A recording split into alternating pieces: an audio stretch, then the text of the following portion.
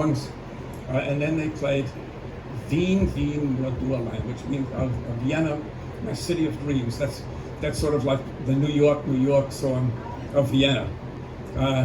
And everybody was singing that song, and you can see tears start coming down. It was a really big moment, and you could see that that the Nazis did not break the relation between the people and Vienna and the music and that kind of stuff. So it was very nice. So just one more thing I want to say before closing. I told this story to the family at one of the family seders, where I supplemented the usual telling of the exodus from Egypt with the exodus from Vienna. And for the first time that I could remember, my children and grandchildren were actually listening to anything that I said. And then someone pointed out, they said, do you know that the SS man really saved us? And if you think about it, the SS guy, if he hadn't appeared, my father wouldn't have made the decision right at that moment to leave. And then someone said, and maybe the fact that my mother screamed at him and he had to leave right away, couldn't take any more of that, then maybe she did. And so that's the end of the story. And I hope you learned a little something that you didn't know about the horror of that. And I would be delighted to answer any questions that you might have. Yep. I need to apologize. First to Laura, I intended to say at the beginning that you come as a very important part of the Popper family. I appreciate you coming here. Of course. Thank you. Secondly is I intended to mention that Peter had a terrific wife, Rosalie, and she was a real joy to Chris and I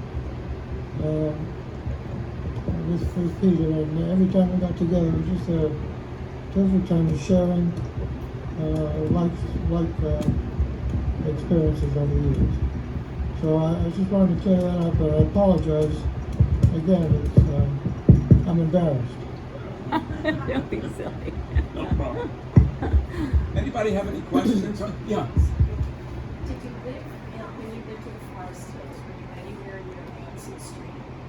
Yeah, what? Manson Street in Forest Hills. Manson? Manson. No, I never heard of it. I grew up there. Really? What school did you go to? We left New York and moved to Jersey when I was 4. So I was only there for a few years. But now when you said No, I don't know that place. I knew you were, I heard the New York accent. Oh, So yeah. when you said Forest Hills. No matter where you were born, if you live in New York, you have a New York accent. Sounds like all my relatives, and I thought I have to ask if it was anywhere near there. But I was born in Jamaica at Mary McAfee Hospital. Yeah. I don't know if it was still there when we were there. Probably. I don't know. I never went there, but my wife lived in Jamaica Estates. It was really part of Jamaica, and that was very nice. And Forest Hills is beautiful, still beautiful. And Forest Hills High School is just going. I happened to, by coincidence, we were there a few years ago on Election Day, and the schools are open on Election Day, so I got to walk into PS3 elementary school. It's pretty much the same, and then Forest Hills High School, which was beautiful in the late 40s and 50s. It's still a beautiful school. My mother's grandfather was a Russian Jew. Yeah. I'm recently getting stories from relatives about things that different cousins have been finding. And I just got a couple of emails the other day. So I'm curious to having had a chance to read them. But so listening to you talk, and I'm thinking about my mom, the story she told us about growing up in the Bronx. That's where she was living. Yeah. A lot of these stories are going to be lost. One of my daughters, not Laura, Lisa, contacted the Spielberg organization. After Schindler's List, the Spielberg organization decided to record stories of survivors. So Lisa arranged for the Spielberg for a video team to come and visit my mother, who was alive at that time, and record her story. And my mother got a hair done and everything like that, was ready to be videotaped. And she lived in a retirement community. And a lot of her friends found out that she's being interviewed by the Spielberg group. And then came all the bad feelings. Why are they interviewing you? Nothing happened to you. And she said, well, they just killed half my family. No, but what happened to me, I was in Auschwitz, and then there was a pecking order for how bad it Anyway, my mother made the video. It's a nice video that will be part of the collection that Spielberg has put together. So, yeah. Peter, you were just very, very young when your family left Vienna. Yep. At what point in your life did you comprehend the ugliness of the Holocaust, and how did it affect you? I could answer that question very precisely. The moment we saw, I know the movie theater, and they had these newsreels. The moment we saw the pictures of all the dead bodies, I thought that people were just lost or something like that. I was about 8 years old at that time. But I will never forget that moment. That happened. And before that, I really was oblivious to the seriousness of the whole situation.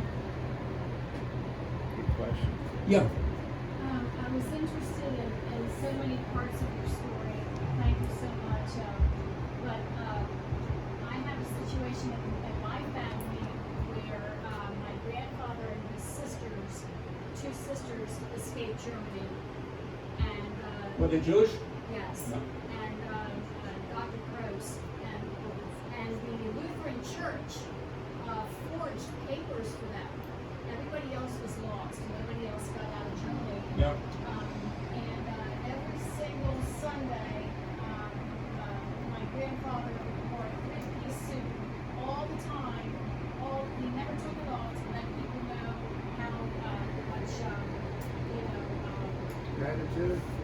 yes, character he has. He was always trying to prove that he was a great person for what he went through. Yeah.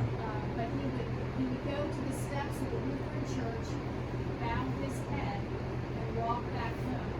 Wow. And my mother, of course, was born in 1929. She was not a part of the Holocaust, but she was raised in a great part by my grandfather. She died in her 93rd year, 3 months ago. Oh. And you know, some of her personality traits, she didn't trust anybody. She was taught this, even though she did not go through certain what her family went through. It was sort of a residual thing. She was taught not to trust anyone, to always look over your shoulder. And until the day she got married, at nighttime, she would have to push a dresser to her bedroom window. Oh. She was raised like that. Wow. Well, there's a certain element of that extended to my family.